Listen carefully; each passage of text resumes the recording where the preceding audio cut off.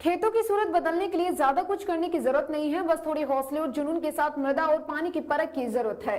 बस आय के आंकड़े कब बदलेंगे पता ही नहीं चलेगा। ऐसा ही कुछ कर दिखाया है किसान भूराराम चौधरी ने। किसान भूराराम पढ़ाई छोड़कर नौकरी करने चले गए, परंतु घर की परिस्थितियों के कारण वापस खेती का कार्य देखना पड़ा। परंतु भूराराम ने पारंपरिक खेती के साथ में तकनीक के साथ आमदनी बढ़ाने वाली नकदी फसल की ओर ध्यान दिया है।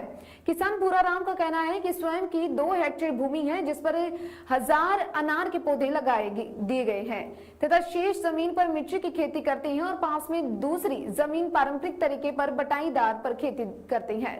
किसान बताते हैं कि मैंने खेती करने से पहले काफी लोगों से अनुभव लिया, उसके बाद अनार की फसल लगाने का चयन किया और वो भी जैविक तरीके से। मैंने अनार लगाने के बाद जैविक खेती मित्र रमेश आंजना का सहयोग लिया, जिससे मुझे काफी आसान हो गया।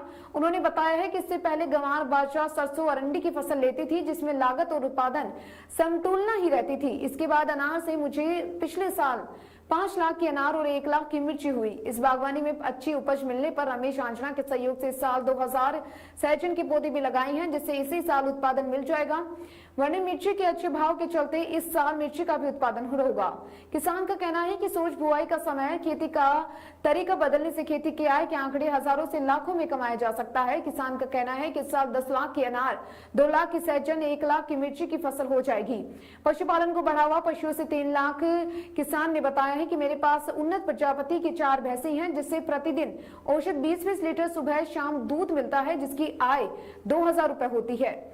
ऐसे दूध और खाद्य से सालाना 3 लाख से अधिक आय होती है। स्वयं ने खेती की कमान संभाली है, भाई की दिलवाई नौकरी। इसके साथ ही किसान ने परिस्थितियों के अनुसार स्वयं की पढ़ाई छोड़कर खेती की कमान संभाली तथा अपने छोटे भाई रामाराम को पढ़ाई के लिए प्रेरित करता रहे और तथा नर्सिंग के लिए गंगानेर भेजकर तैयारी करवाई।